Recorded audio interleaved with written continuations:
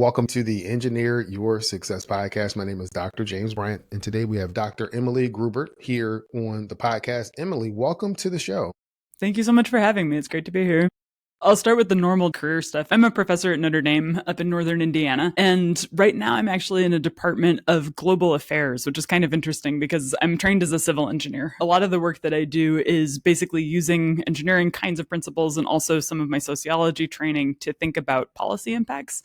Primarily, I work on energy transitions. And so I use a lot of my engineering experience to think a little bit about the kinds of infrastructure that we need to respond to climate change, to remake the energy system and keep people safe. And so I think a lot of what I do is really focused on bringing some of my infrastructural awareness from being a civil engineer to really trying to make my recommendations about how we move forward with a lot of the challenges we've got nowadays. Okay. And so I typically don't get into politics on the podcast, but there's a lot of different things that's been going on with the current administration. And it sounds like it would impact the type of work that you're doing. Can you talk about that a little bit? Yeah, absolutely. I actually worked in the last administration for the Department of Energy, thinking about how some of our energy infrastructures might transition. It's been a really interesting and quite disturbing time, I think, over the last several weeks, just as an academic, but also as somebody who works on energy transitions. On the academic side, we see a lot of grants that are focused on, trying to bring people into engineering or into more just outcomes with our infrastructures being threatened by a lot of the current rhetoric. The institute I'm a part of is heavily focused on poverty and sustainability, and we've lost something like $60 million in grants as a result of some of these changes. On the research side, I think a lot of the work that I do is really around how do we account for the fact that climate change is going to change a lot of our infrastructure, and how do we use the huge reinvestments that we need to make to ensure that people have access to better lives. I think hitting the civil engineer's responsibility for the health, safety, and welfare of the public, a lot of our ability to do that is being challenged by this emphasis on trying to eliminate conversations about things like environmental justice, climate change itself. So it's a pretty grim time, to be honest. Yeah, I have a client facing something very similar. A lot of research in the climate change area. And one of the conversations we've had is, why do you do what you do? Just really being able to answer that question, whether it's to provide a legacy, an environment, a place where people can live 100 years from now. If that's still your governing principle, then what that means, at least under the current regime, under the current funding schemes, you're not going to get the resources to do the research to move forward in the area. But what are some alternative paths that can help you fulfill that same mission or vision? Right. The lack of funding on climate change right now, I think, is really challenging for a lot of people career-wise. And I'm starting to see with some of my students that are getting internships revoked and things like this, it's interesting because it's one thing for me to say as a tenured professor, like, I'm still going to work on this anyway. I'm at a big private school. My salary is safe. It's a really big challenge for me at this moment, trying to look to students and other people I work with and trying to point to what paths they might focus on. I feel an extra responsibility because I have this secure position to keep working on these things and to really try to build up an organizing capacity around showing why this is so important. But for people that I think are being directly threatened by the lack of funding in these areas, one of the things that I think about a lot is just how many other things besides climate change really touch the same kinds of infrastructures that we're all concerned about. Things like lack of maintenance over long periods of time, aging infrastructure, and all these sorts of things. Like, there's a lot of work to be done that is kind of along that sustainability path that maybe doesn't require direct climate change related funding. But yeah, I think it's going to be tricky for people, especially coming out of college and out of grad school right now, really trying to find a path. I hope that given how big of a deal this is, we can find our way again. I'm encouraged to see how much some of the states are doing. I work in the US almost entirely, but also what other countries are doing. I hope that we don't lose a generation of engineers that really need to work on these things, not just want to, but actually need to work on these things. Yeah, we're going to lose a generation of engineers that are not working on those things or just not focused on that particular facet of the overall problem that we're trying to solve. Yeah, it's a good question. I think this is somewhat informed by my main training in civil, but some of my other training is in environmental sociology. One of the things that we see is a lot of that field has been hollowed out by the fact that there weren't jobs for a long time, and that people get actively discouraged from going into these areas. I know a lot of the undergrads that I talk about will kind of say, I came into environmental engineering specifically because I want to work on climate, and then I get to school and all of my classes are on wastewater treatment. Like, what's up with that? So I think as a discipline, civil and environmental specifically is so well suited to many of the challenges we face going forward, just in terms of really needing resilient infrastructure that can deliver services without harming people and the environment. And yeah, I'm not sure that we're definitely going to lose people, but there are plenty of other disciplinary contexts where we have seen a cohort disappear because there's so much uncertainty about what those jobs look like. Yeah, I think it's just me being the optimist, trying to find a way to help bridge the gap when there's not an emphasis on things like climate change or even some of the environmental things that we've been talking about maybe over the past 2 decades. Yeah. Or building up to in the past 2 decades, because to some degree, there is a case to be made for people like you to continue to push forward in the research that you're doing. It's important work. It's there. You have some funding that's available and you can continue to make headway. But there's also the thought, is what I was talking about before, where, okay, what's your overall goal? How can we find other pathways that can help us to support and get to that overall goal? And I don't think it's an either or. I think most likely it's going to be a both and. No, I think that's true. When I think about my overall goal, I want to help create a future that is fit for purpose, basically. For me, that purpose is making sure that people have the opportunity to thrive. That's why I focus on infrastructure so much. I think a lot of engineers feel this way. I think especially as the emphasis changes from doing things for environmental reasons to doing things for other reasons, you actually do end up in the same place in a lot of cases. If you're worried about infrastructure being dangerous, for example, the kinds of upgrades you might make are probably also the ones you need to make to be adaptive. I think a lot of the kinds of things that we see happening and a lot of the kinds of things that change civil engineering practice really are very practical in a lot of ways. Like, you can't build here anymore, or you need to change your concrete formulation because you're no longer able to presume these conditions going forward. And so even if it's not explicitly around climate, I do hope that we see people making choices that account for a lot of those risks, even if it's not funded that way explicitly. Yeah, I think that will have to be the case in order for that particular portion of the civil engineering industry to continue to evolve and grow. We adapt to the conditions that are here. When new and emerging research areas come out, you don't already have proposals. You look at what the call for proposals are. Oh, that's an interesting research idea. Let's put something together so that we can address that.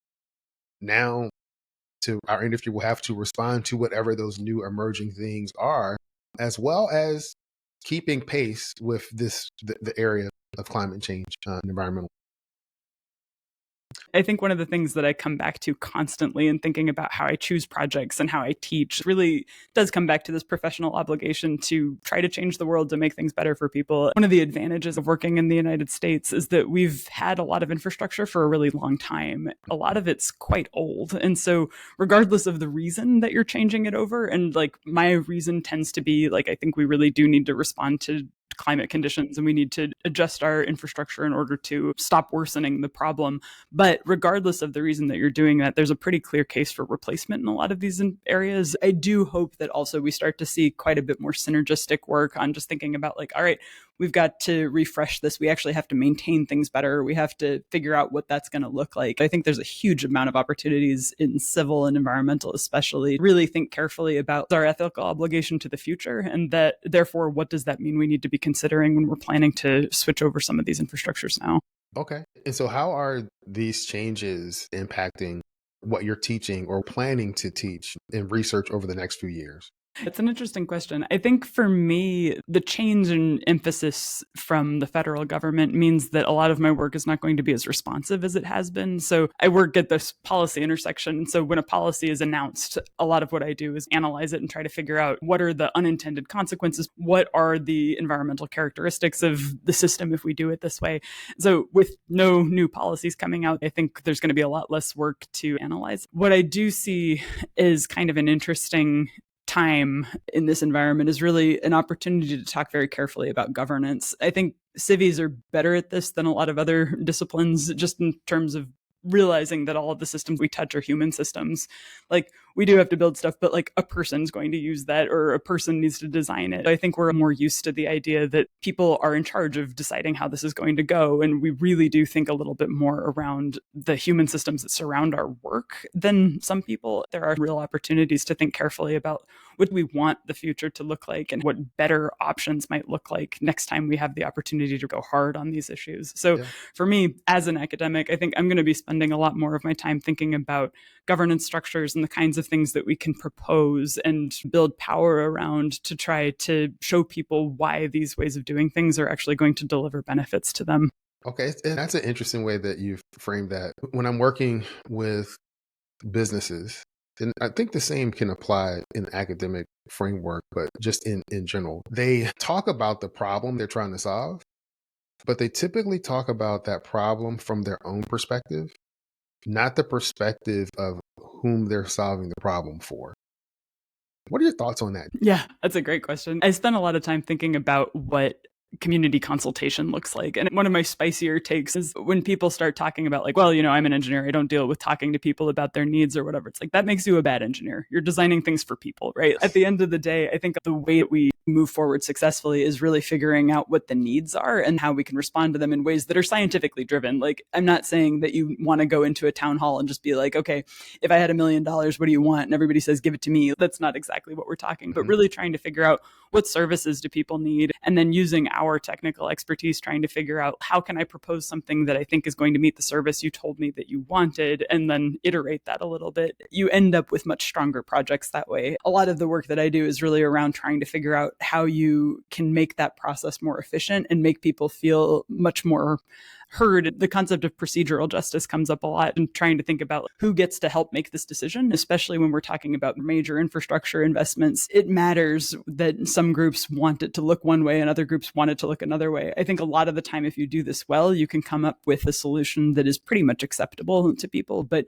you don't do that by making a bunch of decisions in a vacuum and then handing people a blueprint. So a lot of that work of figuring out how do we actually do this consultation well, and therefore how do we make much better projects that people are going to use, enjoy, and are going to actually be beneficial.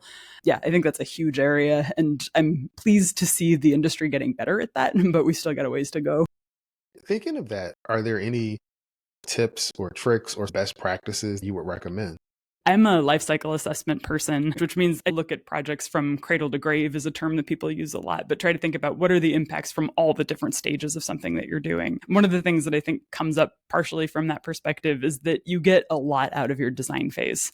And especially with some of the consultation opportunities and really talking with people about what you want the systems to look like, over investing in the design phase is likely to really pay you back in later stages, because you get a much bigger sense of what you might want to change before you've committed to things. I work on green buildings, and one of the things that comes up there a lot is people trying to make the argument that, green buildings are way more expensive than conventional buildings. That's not really the case, but in order to get to the point where your green building is a cost savings, you have to spend a lot of time designing it well. The design phase takes longer than it might with a conventional building. But at the end of the day, it evens out and you end up with a much higher performing building with maybe pretty similar costs to conventional ones. But you do really have to spend that time up in the design phase to make sure that the electrical people are talking to the plumbing people and being careful about where they put things so that you can insulate the walls better and stuff like that.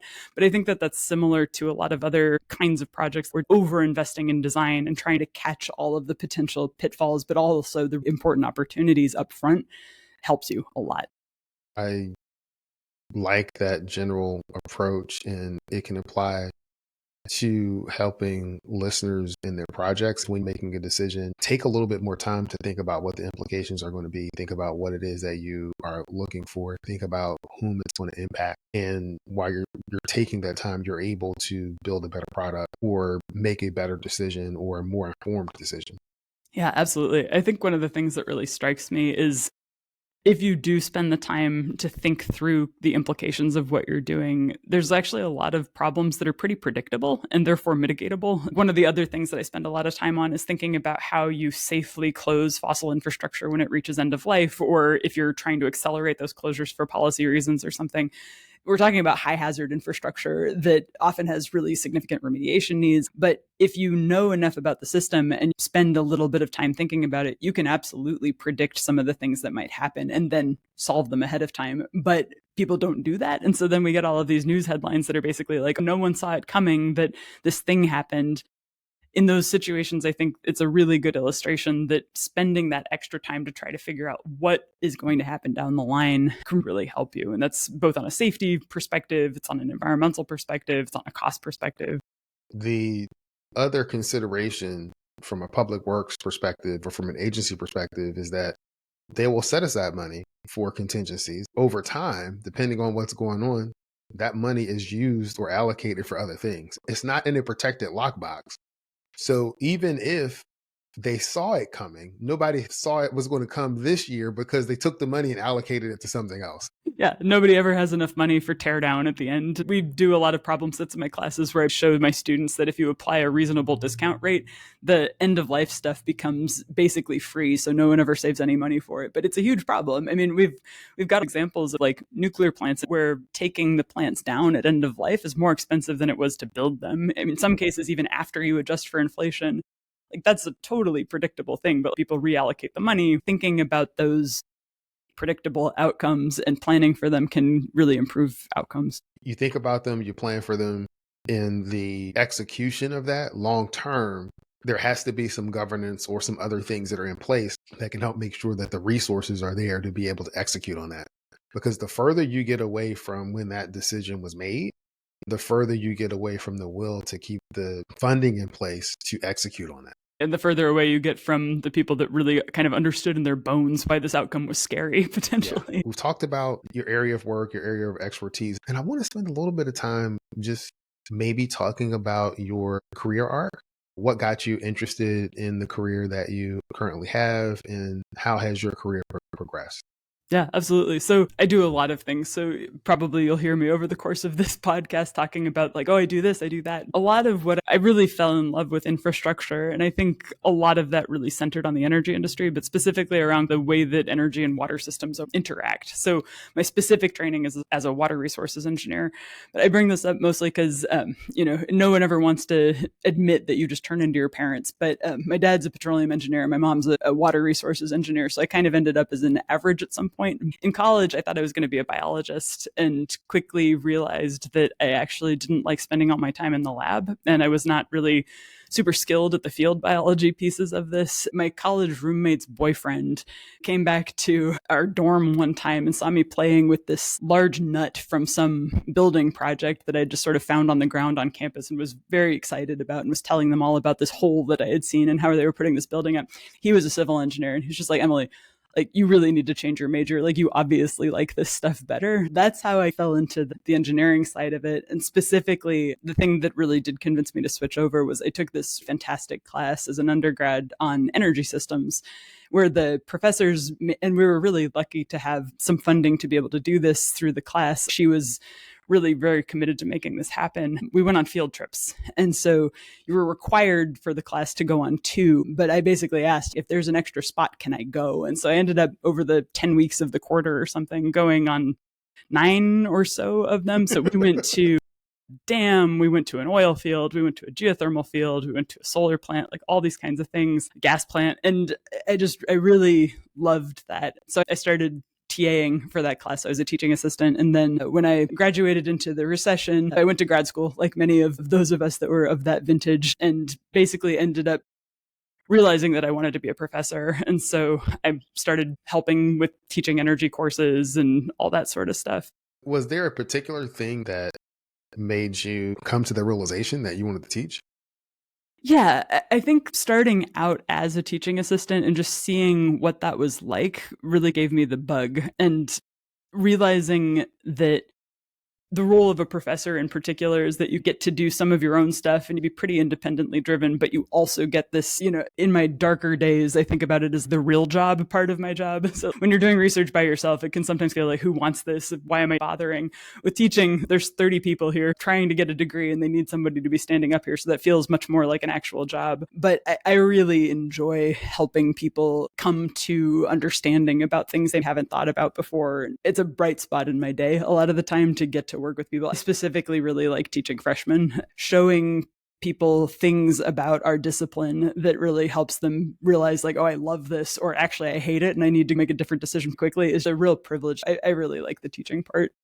Emily, do you have any stories that you can share of moments where you were able to provide that kind of clarity to your students?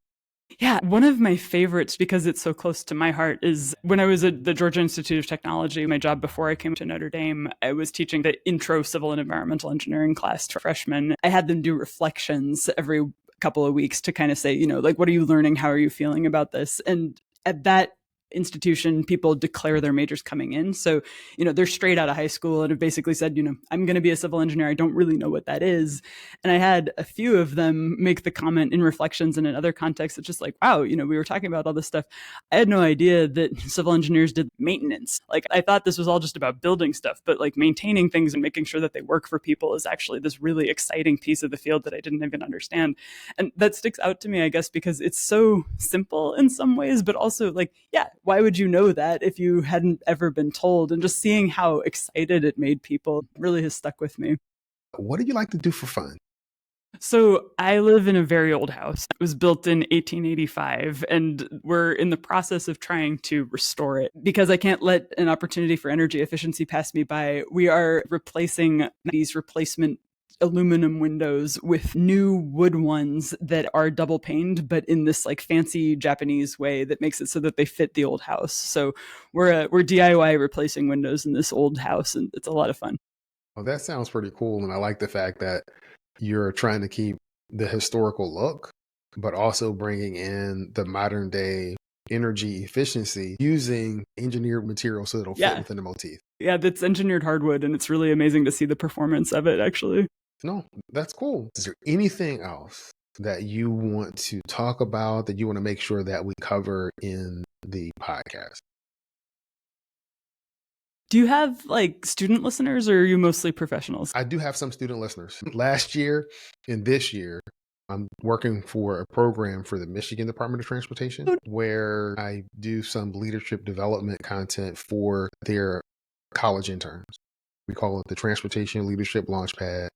We cover the different jobs that you can find within the transportation industry, both working for a state DOT or working in the private sector supporting a state DOT. We talk about communication and networking skills that you need. Like, you want to make sure that you're able to talk to folks and convey your message. Another piece we talked about really was how do you navigate this whole acceptance and belonging from the perspective of, I ask the students, hey, I want everybody to raise your hand if you think that the organization, the state DOT or the engineer, the contractor, should accept you exactly as you are. All the students, they all raise their hand. We want to be accepted. So we're talking. Then we get to another part of the discussion. I say, okay, how many of you are willing to accept the organizations that you want to work for as they are? Nobody raises their hand, and they're thinking like, why would I do that? The whole point is sometimes we have to be aware that we have expectations on others that we're not willing to meet ourselves.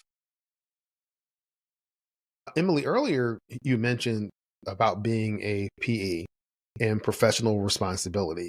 Can you talk about that a little bit more? Yeah, it's interesting because as a professor, it's not necessarily expected of me that I would have my license, but it was really important to me to get it. And I think part of that is just that I really appreciate being part of a profession rather than just a job, right? And I think this probably resonates with a lot of folks out there that have been doing this a little longer. But one of the things that I really love about civil in particular is that we do have such a huge opportunity to really affect people's lives. And when we take that responsibility seriously, and when we really kind of bring our whole effort to making sure that our work is actually improving people's lives, keeping people safe, making sure that for generations into the future, we're actually doing well. It's a really neat group to be part of. And so I think for people that are just getting into this field, it can seem a little stodgy sometimes, but genuinely, it's such an important community of people that are there to kind of help you think through what is it that we're actually trying to accomplish here. Like, you're not just trying to fix a road, you're trying to make it so that people can get to work, and you are trying to make it so that ambulances can get to hospitals and stuff like this. Like, there are so many amazing things that we get to do that it's a real privilege to be able to do this kind of work. To those of you that are just starting out in the field, like, congratulations, welcome. And I think there's so many of us that are really invested in all of our success collectively, because we really do make the world better when we do our best work. There are times when I typically will do this in an episode where we're going to turn things around. So now you are the interviewer and I'm the interviewee. What questions do you have for me? I love it. What would you like your audience to, in looking back on what they got out of listening to this podcast a few years from now, what do you hope they take away? So if I look at the catalog of content I've been able to curate individually, as well as having guests like you come on, if we're 5 years into the future and someone is looking back and saying, what was Engineer Your Success about? Or what is it about?